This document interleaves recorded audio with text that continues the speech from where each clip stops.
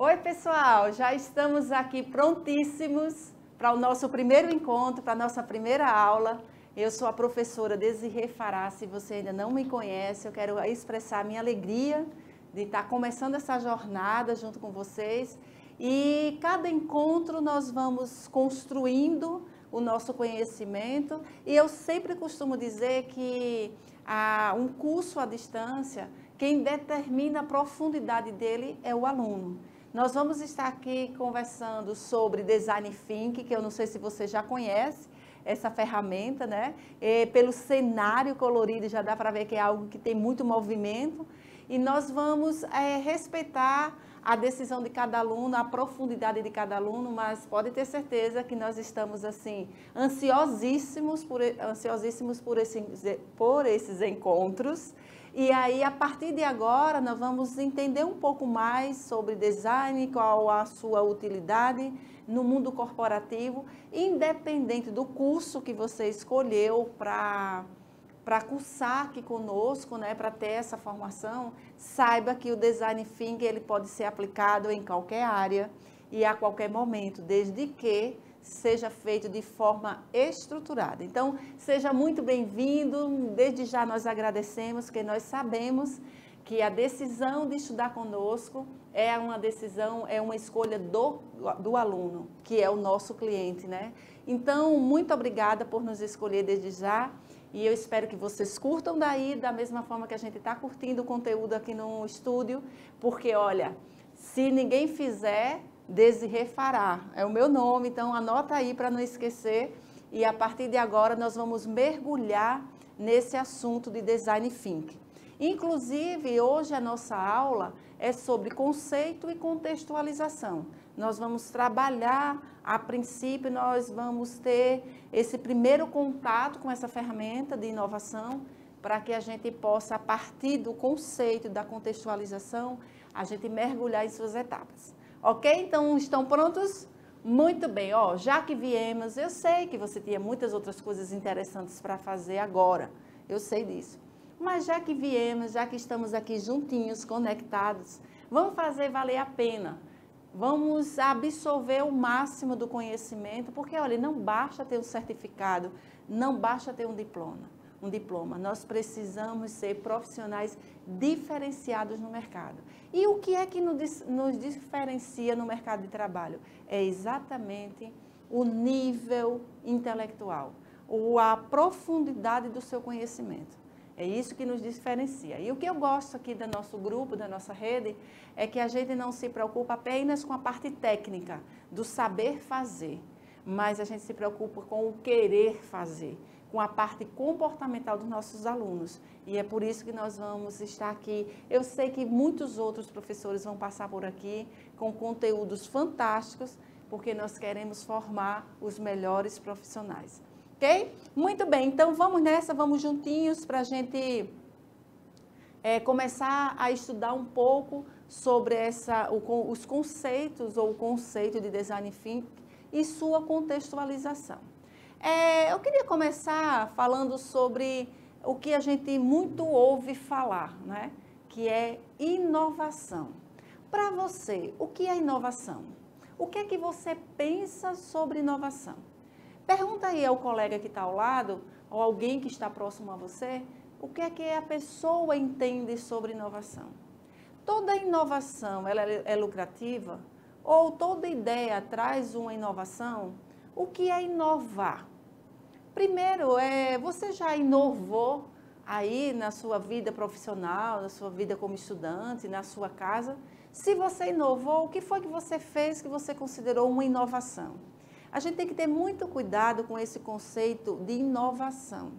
No Brasil, aliás, nós temos um hábito de acabar, na verdade, com as coisas antigas, sobre o álibi de criar coisas novas. E, às vezes, nós ficamos sem a antiga ou sem as antigas e sem as novas, porque, às vezes, elas não funcionam. Isso passa um pouco, realmente, por essa questão de saber o que é inovação. E aí eu vou trocar aqui o nosso cenário para não ficar essa poluição visual, né? E vou colocar aqui para a gente ficar com os slides mais visíveis. Isso, muito bem, para não concorrer aqui às imagens. Então, muito se ouve falar em inovação, mas o que é de fato inovação?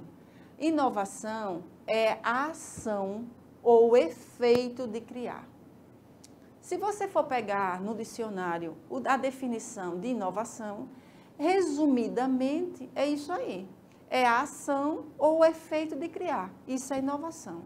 Aí você vai dizer, mas professora, olha, às vezes a gente cria algo, só é inovação se a gente criar. É verdade, tem que criar, é a ação de criar. Agora, será que se eu pegar algo que já foi criado e transformar ou dar a ele uma nova roupagem, isso também não pode ser considerado uma inovação? Vamos imaginar aqui no estúdio.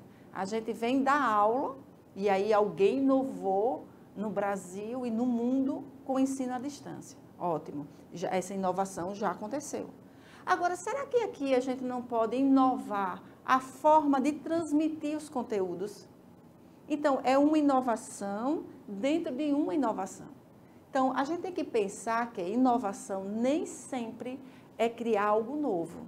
Agora, é criar uma nova abordagem, uma nova apresentação, uma nova utilização, é dar uma nova cara ao que já existe, também é uma inovação. Certo? A primeira coisa que a gente tem que construir é esse conceito de inovação. Então, é preciso que a criação seja algo tecnologicamente novo ou substancialmente aprimorado. Há outra coisa que a gente precisa conversar sobre inovação. Sempre que se fala em inovação, a gente associa logo a inovação ao uso de tecnologia. Sim, é verdade. A maioria das inovações, elas são oriundas de tecnologia. Sabe esse celular aí que você tem na mão, o smartphone, né? Ele, quando surgiu, ele já surgiu nesse formato que você tem aí na mão? Ou no bolso? Não. Ele foi sendo inovado tecnologicamente. Muito bem, mas eu acabei de dizer também que, às vezes, você pode pegar algo que já existe e dar uma nova roupagem, e que isso também é inovação. E essa nova roupagem, às vezes, não necessariamente tem que usar tecnologia. Aí o que é que acontece? Então, qualquer coisa é inovação? Não, porque se não for algo que seja tecnologicamente novo, tem que ser substancialmente aprimorado. Mas não é qualquer aprimoramento. É um aprimoramento substancial, significativo, relevante. Aí sim é uma inovação. Ah, eu peguei o jaleco que era branco e agora estou usando rosa. Sim, será que isso é uma inovação? Isso é uma mudança, não é uma inovação. Porque não foi nada substancial, esse aprimoramento. Não foi nada substancial, apenas eu mudei de cor. Então é uma mudança, não é uma inovação. Para ser inovação, tem que ter o uso de tecnologias novas, ou um aprimoramento substancial. Essa é a diferença de inovação para mudança, para invenção. Essa é a diferença. Então, inovação é a criação com sucesso por meio de novas ideias. Engraçado, olha, sempre que a gente ouve falar em inovação, sempre vem acompanhado de ideias. Então, nós podemos concluir que as ideias, elas são os insumos ou a matéria-prima para a inovação. Eu acho engraçado porque quem tem muitas ideias, tem uma imagem aqui que eu gosto muito dela. Deixa eu ver isso aqui, ó. Que é exatamente assim, ó. A gente começa a perceber que quem pensa de forma criativa, que eu acho ótimo que ela está insistindo em não vir para cá, mas enfim, vocês estão vendo aí essa imagem que é da cabeça de alguém que é extremamente criativo. E aí, quando a gente pensa em uma pessoa extremamente criativa, é uma mente inquieta. Então, o inovador, ele tem uma mente inquieta. Ele não é aquela pessoa que tem o olhar do senso comum, não. Ele tem um olhar diferenciado e, portanto, ele processa muitas informações, surgem inúmeras ideias. Ah, professora, e como é que a gente faz para transferir isso para o mundo corporativo? Essa inovação, essa questão de ideias. A primeira coisa é você entender que se você quer inovar, os insumos, as matérias-primas, elas são oriundas das ideias, ou as ideias são os insumos. Beleza. Agora, o que é que a gente faz mesmo para que as ideias aflorem? Para a gente ter colaborador cheio de ideias. Tem algumas coisas que contribuem com o surgimento de ideias. Porque eu sempre digo assim, que as ideias é o resultado do cérebro se divertindo. Quando o cérebro está se divertindo, aí a gente começa a ter ideias, e para ter ideias a gente usa muita criatividade. E para ser criativo, o ambiente precisa ser informal. Se for um ambiente rígido, um ambiente que não tolera erros, um ambiente que pune severamente as falhas, dificilmente vai ser um ambiente que promove inovações profundas. Dificilmente. Porque as pessoas com medo, elas reduzem a criatividade. Se reduz a criatividade, surge um número menor de ideias. E o número menor de ideias produz uma inovação, poucas inovações. Então, percebe que essa construção, ela é sistemática. Eu quero que a minha equipe seja inovadora. Eu quero ser um profissional, professora, inovador. Beleza, então, para ser inovador, você tem que ter uma mente inquieta, repleta de ideias. As ideias surgem a partir do uso da criatividade. E aí a criatividade ela só aflora em ambientes informais. Por isso que as empresas que elas têm como produto a criatividade, você pode observar, a jornada de trabalho é diferenciada, o ambiente de trabalho é diferenciado. Por quê? Porque tudo tem que estar propício para a criação de ideias, para o surgimento de ideias. E aquele brainstorming, né, que a gente tanto conhece, que é aquela tempestade de ideias, e eu tenho uns amigos lá mineiros, que eles dizem que é o tororó de Paipite. É exatamente isso. A gente, quando vai para o brainstorming, a gente vai para coletar ideias. Não pode haver censura quando a gente está fazendo essa tempestade de ideias. É para a gente viajar mesmo. A imaginação, ela não pode ter limites. Você pode imaginar à vontade. Agora, se essa imaginação, que você está usando a criatividade para isso, que vai trazer ideias, se tudo isso vai gerar inovação, aí já é outro processo que a gente vai ver no decorrer da nossa disciplina. Ok? Muito bem. Então, a gente já sabe que inovação é a criação com sucesso por meio de novas ideias. Professora, então tem outro elemento aí.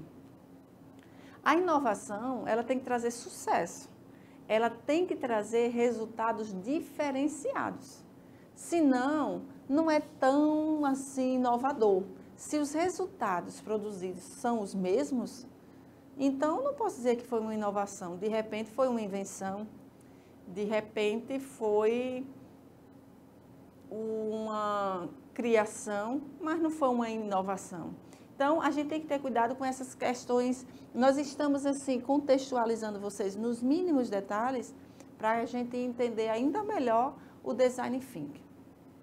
Então, para um ambiente propício à inovação, que nós já adiantamos, é necessário promover nas pessoas atitudes de observação e percepção sobre o que está ocorrendo nas empresas, no mercado e na sociedade. Para um ambiente propício. Olha, você quer ser mesmo um profissional diferenciado? Quer ser aquele profissional, depois que sair daqui da nossa formação, desejado por muitas empresas? Seja inovador. E como é que eu faço, professora, para ser inovador? Não perca a oportunidade de ter uma visão sistêmica das coisas. Professora, o que é mesmo essa visão sistêmica? Você já pode ter ouvido falar também visão holística, que é a mesma coisa, uma visão geral. Por que é que aqui nós estudamos sobre vários conteúdos? porque nós precisamos estar atentos ao que ocorre, ou o que está ocorrendo nas empresas, no mercado e na sociedade. A gente precisa estar antenado com o mercado de trabalho. Olha, eu sempre digo assim, caro aluno, escolha um referencial. Quem é o melhor profissional da área que você escolheu? O que é que ele faz que o torna o melhor na área? Quais são as competências que esse profissional desenvolveu e que você ainda não tem para ir em busca dela? Aí sim, a partir desses referenciais e dessas observações do mundo externo, é que a gente se torna um profissional inovador. Então, não, professora, eu já trabalho, já estou em uma empresa e eu me sinto um cara muito inovador. Certamente, para você ser inovador, você está antenado com o mundo externo. Se não, olha, eu vou estar criando aqui soluções que eu acho que é uma inovação e de repente no mercado já tem. Então não é tão inovador assim. Você que não sabia que isso existia. É inovador para você, é novidade para você, não para o mercado. Mas aí veio esse design thinking. Olha que legal. E agora eu sou apaixonada por isso aqui, porque é uma revolução dentro das empresas que se utilizam do design thinking. Muitas empresas, elas já tiveram um boom no faturamento por conta do design thinking. Tá, professora, então o design thinking, afinal de contas, o que é? O design thinking é uma ferramenta de suma importância para um profissional que é inovador, para uma empresa inovadora, para qualquer ambiente que queira se diferenciar dos demais. É o design thinking. Mas, professora Desirê, e o que é esse tal de design? Design a gente já ouviu falar, né? Design gráfico, nós temos os design de interiores e agora o design thinking. Tá, eu vou explicar exatamente o que se trata. É uma metodologia baseada no modo de pensar, de ver e pensar dos designers, que tem como principal objetivo identificar problemas e gerar soluções. Identificar problemas e não simplesmente aceitar os problemas, mas criar soluções criativas. Então, é uma metodologia baseada no modo de ver e pensar de quem dos design. Gente, ó, você já fez uma ambientação com um design? Eles pegam ambientes minúsculos e transformam em um ambiente aconchegante. O design é uma coisa linda, é uma profissão maravilhosa. Como eu queria ter aquele dom. Sei se vocês conseguem perceber assim, a combinação de cores, de formas, de texturas. É tudo muito bem pensado, tudo de muito bom gosto, porque eles têm um olhar diferenciado, eles pensam diferente. A questão da criatividade, das ideias, elas já estão inseridas na prática dessa profissão. Mas vamos imaginar que um técnico de segurança do trabalho, um técnico de saúde bucal, um técnico de nutrição, ele não tem como matéria-prima, assim, não é uma competência essencial ou primária a criatividade. Agora imagine você fazer parte de um grupo de uma profissão em que essa criatividade já seja o norteador de suas criações. Isso é maravilhoso, isso é fantástico, mas melhor ainda é o que foi criado, que é o design thinking. Ou seja, eu pego o modo de ver e de pensar dessa área fantástica dos designers e trago para qualquer área. Para qualquer área eu posso aplicar. E aí a gente precisa conhecer a ferramenta, a gente precisa conhecer o conceito, contextualizado, para a gente conhecer melhor a ferramenta e saber em que momento usar, de que forma usar. E é sobre isso que nós vamos tratar nas nossas aulas, nos nossos encontros. Então, a gente pode, de forma resumida, dizer que Design Thinking é uma ferramenta de inovação. Agora, olha que legal, uma ferramenta de inovação que pode ser utilizada em qualquer área, em qualquer região, em qualquer empresa, em qualquer setor. desde que você cultive um olhar diferenciado. Olha, aqui no Brasil tem melhorado, mas parece que a gente se acostuma com determinados problemas. Não, é assim mesmo. Não, sempre foi assim. O olhar do design não é de sempre foi assim. O olhar do design é identificar o problema e encontrar a solução para ele. E o que é melhor, não é qualquer solução. Solução criativa. Olha que fantástico. É uma ferramenta maravilhosa, eu tenho certeza que vocês vão se apaixonar por ela. E o Design Thinking, quando a gente vai aplicar o Design Thinking, ele tem 3 aspectos bastante relevantes que nós precisamos entender. Nós temos usado o Design Thinking, inclusive, em negócios de impacto social. O que é isso, professora? Negócio de impacto social. Antigamente só existia o entendimento do empreendedorismo de negócio, que é aquele onde o lucro é financeiro. Ou então havia a vertente do empreendedorismo social, onde o ganho era social, não era econômico. Então agora surge um novo conceito de empreendedorismo ou de negócio, que é negócio de impacto social. Eu junto as duas coisas. Eu junto a necessidade da sociedade, mas monto um negócio e ganho dinheiro também. Eu resolvo um problema social, mas eu também ganho dinheiro. E a gente tem usado muito Design Thinking nesse tipo de negócio. Identifica o problema, acha uma solução e transforma em um negócio. Muito bem, então vamos conhecer os 3 aspectos relevantes, importantes do Design Thinking. Primeiro é o olhar humano. Esse é o primeiro aspecto relevante do Design Thinking, o olhar humano. Toda solução criada, toda solução pensada, ela está pensada e elaborada para um humano, para uma pessoa igual a você e igual a mim, um ser humano. Então, eu não posso me tornar eu não posso ter um olhar cético, eu tenho que ter um olhar humano. Porque se eu não tiver o olhar humano, eu não tenho a sensibilidade para compreender aquele problema e encontrar as melhores soluções. Então, a primeira coisa é um olhar humano. Segundo, é a gente entender que o olhar humano é voltado para o negócio. Toda inovação, ela tem que trazer resultado para o negócio. Então, não podemos esquecer do olhar humano, mas não podemos também perder de vista que é um negócio. E o Design Thinking, outro aspecto importante é a tecnologia, o uso de tecnologia. Então, esses são os 3 aspectos que eles norteiam a aplicação do Design Thinking. Quais são mesmo, sem olhar? Isso, olhar humano, negócio e tecnologia. Perfeito. Muito bom. Então, mas minha gente, assim, inovação é a mesma coisa de invenção? Não, então o que é inovação? É o ato de criar, né? Ótimo. E inovar tecnologicamente ou de forma substancial.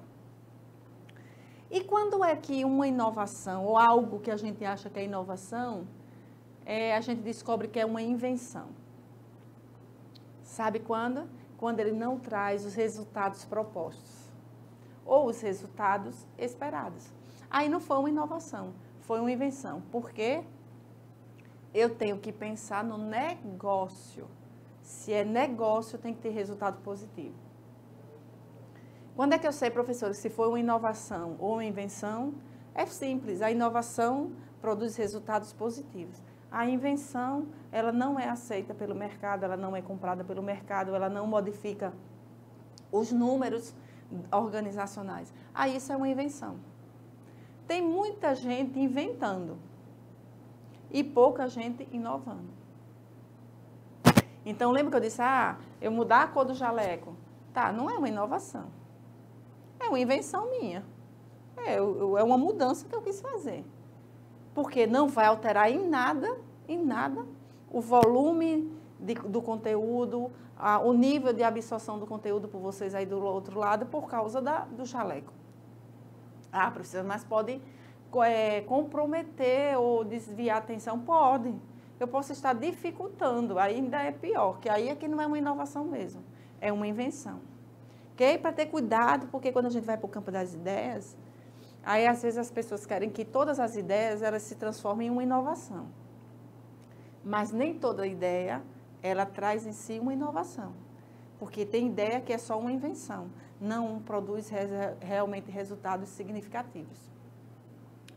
Então, olha, não é nada tão novo assim, não. Essa história de design thinking, ela começou na década de 50, quando o Alex começou a pensar os problemas e pensar em soluções criativas para ele. Mas agora é que a gente está começando a ver um número maior de empresas aplicando o design thinking. Eu vou trazer, ao longo dos nossos encontros, alguns exemplos de empresas brasileiras. Nós temos empresas estrangeiras, que eles usam demais, mas você sabia que aqui no Brasil várias empresas já usam o design thinking como uma ferramenta de inovação? Tem muitas. Então, ó, o verdadeiro boom, apesar de ter iniciado na década de 50, aconteceu nos anos 70, ou na década de 70. Com a publicação do livro Experiências no Pensamento Visual. E aí, a partir daí, houve esse grande boom. Percebe que não é algo tão novo, né? Nós estamos estudando sobre isso hoje, mas graças a pessoas que começaram a pensar diferente lá atrás. E é isso que a gente tem que aproveitar. Porque o design thinking, ele tem vantagens, mas, como tudo na vida, há suas desvantagens, né? Então, quais são as vantagens, professora, do design thinking? As vantagens do design thinking são competitivas. Uma empresa formada com este método sempre estará um passo à frente dos seus concorrentes. Então, as empresas que já têm em seu DNA a inovação, por exemplo, as startups, elas já têm no DNA delas a inovação. Né? O conceito de negócio já é inovador. Mas aquelas que não têm essa ferramenta, não pensa de forma inovadora, elas estão atrás no mercado.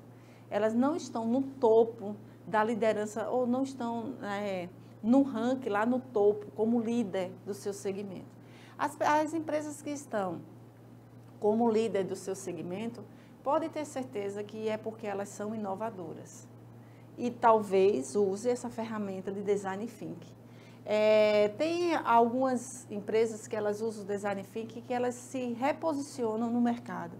Por exemplo, tem empresa que tem um produto que é considerado extremamente popular e para as classes baixas da população e que ela se reinventa e aí passa a usar aquelas pessoas da classe A, aqueles artistas, aqueles internacionais.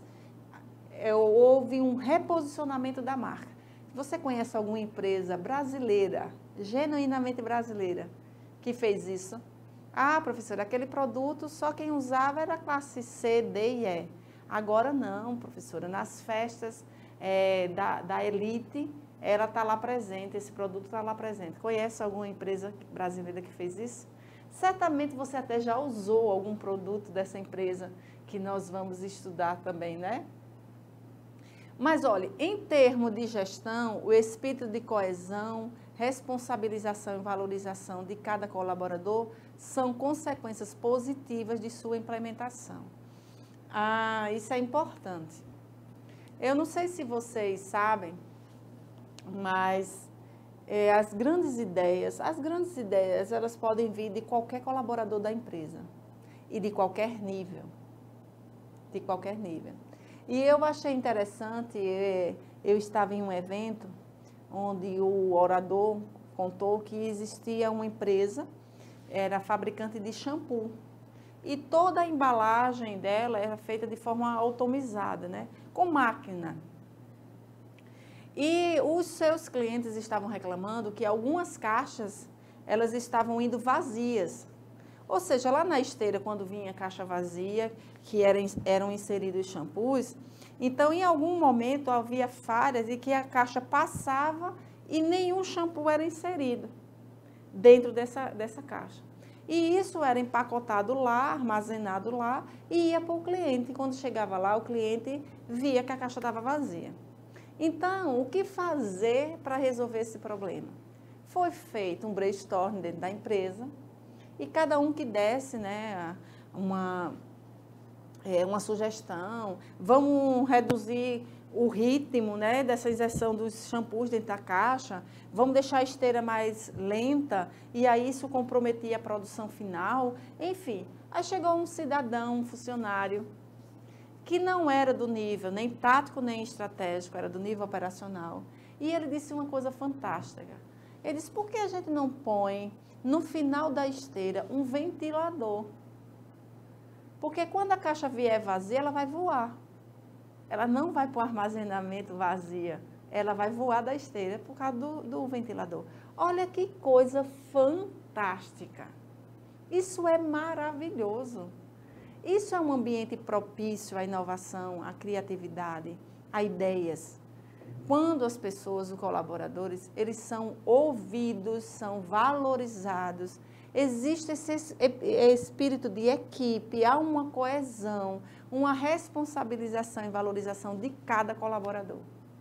Então, pensar em design thinking é pensar diferente, inclusive, a forma de gestão.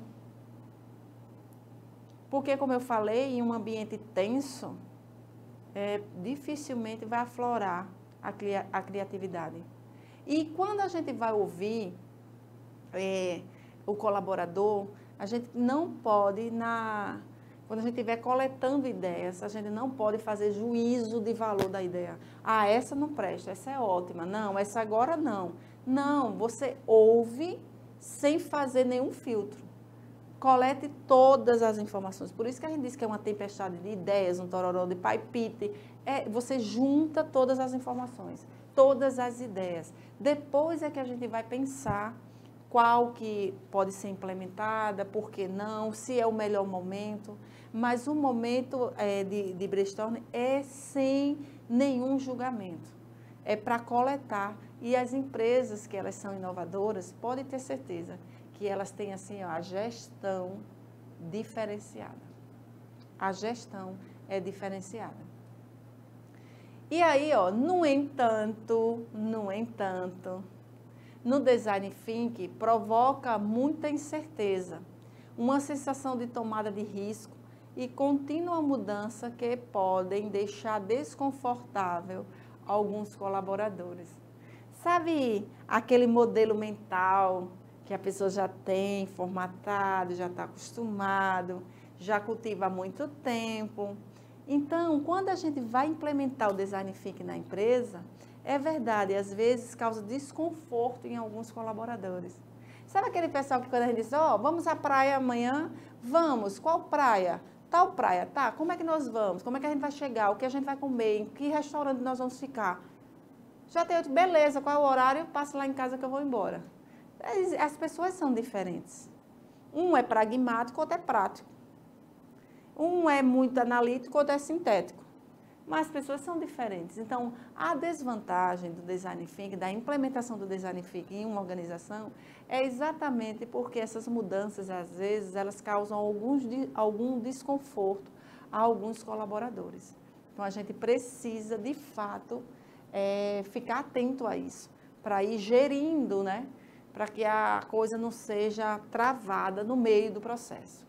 E aí, o grande desafio do design thinking é o quê? Romper com modelos mentais.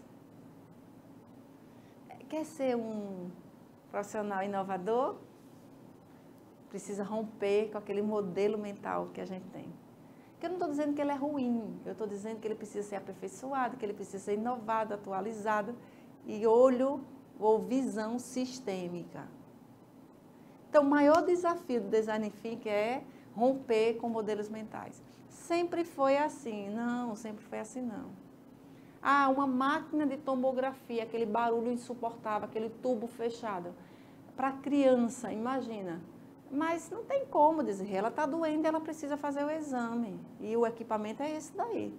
Será que não tem uma outra forma da gente pensar?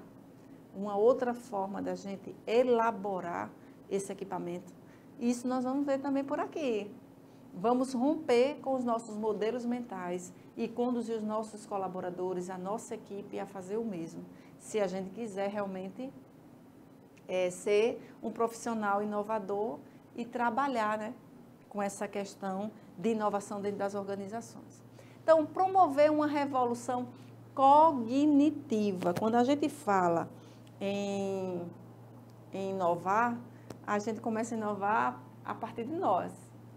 Essa revolução cognitiva, migrar do modelo mental 2.0, que era oral, escrito, eletrônico, para o 3.0, que é o mundo digital.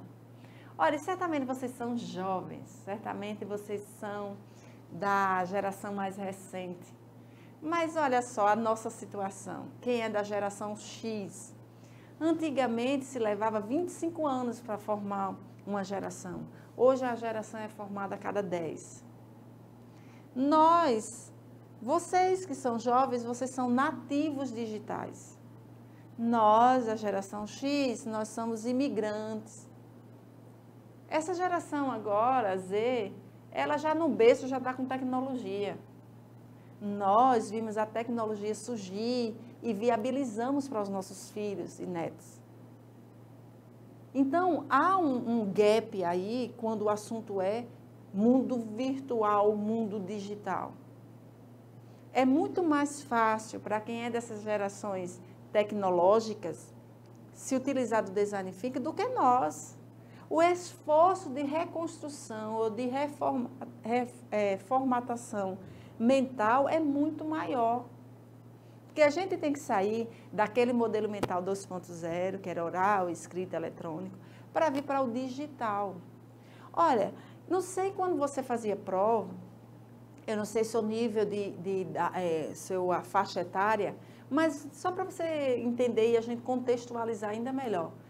Antigamente a gente precisava saber o dia e o ano que a família real chegou ao Brasil. Amiga, a gente tinha que saber disso. A gente tem que ir a uma biblioteca para pegar livro emprestado. E você tinha prazo para devolver. Olha que mundo nós vivíamos. Hoje, como é que faz? Você tem livros aí na palma da mão. É só baixar, fazer o download do livro, você tem aí. Você não precisa ir em uma biblioteca. Você tem muito material aí. Outra coisa, eu não preciso mais saber o dia e o ano que a família real chegou ao Brasil. Sabe por quê? Porque eu boto aí em qualquer site de pesquisa, ela me diz. Então, percebe que há uma mudança significativa nesse 2.0 para 3.0? Então, eu não preciso saber ao dia e o ano que a família real chegou. Agora, sabe o que é que eu preciso fazer? É saber interpretar as informações que estão à minha disposição 24 horas pela internet, eu não preciso devolver a ninguém, todo mundo tem acesso ao mesmo tempo. E isso é uma coisa fantástica, a era digital. Então, se você ainda não migrou dessa mentalidade 2.0 para 3.0, a hora é agora, a gente tem que migrar. Com mais dificuldade, sim, eu entendo, porque eu também estou nessa migração, né? Mas a gente precisa migrar. Engraçado é que quanto mais digital o mundo fica, mais valorizada a presença. Olha, pensa aí num artista que você gosta, aquela música mesmo que você gosta. MPB, não, forró, beleza, pagode, ok. Seja qual for a modalidade ou o estilo musical. Você pode ter a obra do artista na sua casa, assistir quantas vezes você quiser, no horário que você quiser. Mas por que a gente paga e vai ao show? Porque o que está se valorizando aí é a presença. Então, o conhecimento ele está à disposição, ou a informação está à disposição, 24 horas no mundo digital. O que nos diferencia dos outros profissionais são as interpretações que nós damos às informações. E quanto mais digital, mais a presença fica valorizada. Ele mandou o WhatsApp para mim, ele mandou mensagem no WhatsApp. Tá, trivial. Menina, ele foi lá em casa. Pronto. Aí o homem está interessado mesmo. Percebe a diferença? É isso. Mas eu não posso ficar com aquele modelo mental ultrapassado. Porque se eu ficar com aquele mental ultrapassado, esse modelo mental, eu não vou olhar com o olhar humano, pensando em negócio que traga inovações. Eu vou ficar na mesmice. Então, esse é o maior desafio. Porque você vai chegar em uma empresa que você tem o dono que é da geração X, que lidera Y, que coordena Z. E agora, como é que a gente faz? Cada um com o seu modelo mental. Aí a gente tem que partir para aqueles pilares do design thinking. Olhar humano, é um negócio e tem que trazer resultados. Muito bem, então migramos do 2.0, oral, escrito e eletrônico, para o 3.0, que é o digital. Então, o design thinking, vê só, o medo do fracasso é o inimigo do design thinking, pois é graças ao fracasso que progredimos. Quem trabalha com design thinking sabe que a gente vai errar. Mas existem algumas fases no design thinking que diminuem a nossa probabilidade de erro. Porque você não vai pensar, ter uma ideia, vai criar e vai lançar no mercado. Com o design thinking não é assim. A gente faz o caminho inverso. Não é de dentro para fora, é de fora para dentro. Eu vou lá no meu público-alvo, identifico o problema, vivencio, sinto na pele o problema. Porque, olha, qualquer realidade, por mais que você tente interpretá-la, é só uma tentativa. Porque só sabe quem a vivencia. Ah, eu vou ter um problema de acessibilidade em uma comunidade. Sim, você não mora na comunidade, você não é daquela classe social, beleza. Você tem uma ideia do que seja a acessibilidade naquela comunidade. É uma ideia, é uma tentativa de se aproximar da realidade. Só quem sabe realmente qual é o problema é quem vai lá ou quem vive lá. Então, qualquer conclusão sobre uma realidade, ela é uma tentativa de realidade. A gente precisa ir lá. Ah, professor, esse negócio está ficando muito enrolado. Calma, é porque design thinking, ele não é de dentro para fora, é de fora para dentro. Eu não construo a solução para oferecer ao meu cliente. Eu vou lá ouvir meu cliente, sentir as dores do meu cliente, e aí eu trago esse problema para dentro da empresa e a partir daí a gente vai construir uma solução criativa e inovadora. Certo? Muito bem. Então, vamos avançar aqui mais um pouco. O Design Thinking, ele tem 3 etapas, certo?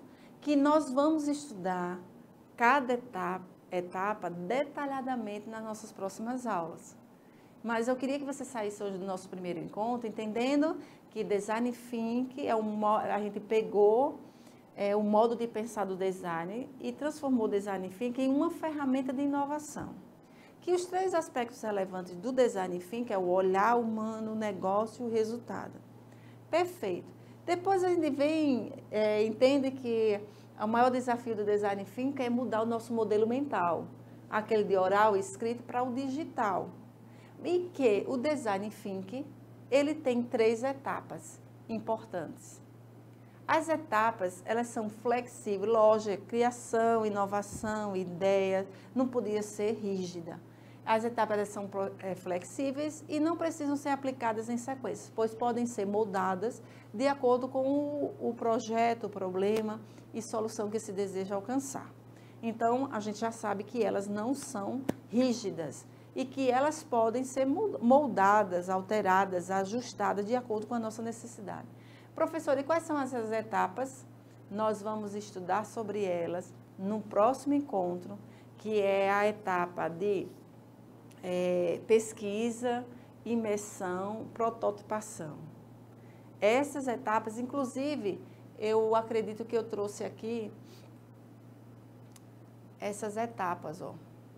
Aqui, ótimo. Muito bem. Vamos aumentar. Deixa eu puxar para cá. E agora eu vou aumentar. Seleciona e aumenta. Olha o uso da tecnologia. Olha a migração do 2.0 para o 2.3. Olha que fantástico aqui, ó. Isso, professora. Imersão, ideação e prototipação. São essas as 3 fases do Design Thinking.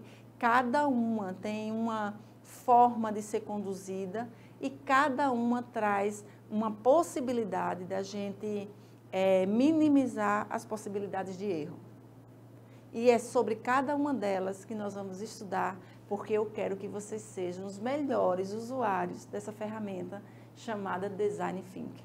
E aí, gostaram desse design? Vou voltar para cá, porque eu queria, na verdade, dizer a vocês o seguinte, ó, pesquise sobre Design Thinking, vejam empresas brasileiras que usam Design Thinking, aprofundem-se nesse conteúdo, porque nas próximas aulas nós poderíamos fazer uma metodologia sala de aula invertida.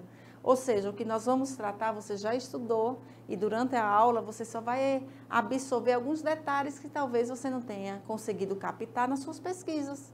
Isso é uma metodologia de sala de aula invertida. Porque eu não sei vocês, comigo era assim, ó. Quando eu estudava presencial, as dúvidas não aconteciam na sala de aula, aconteciam em casa, quando eu ia fazer as atividades. Não é? Então, a sala de aula invertida é o contrário. A gente estuda em casa e vem tirar as dúvidas na sala de aula.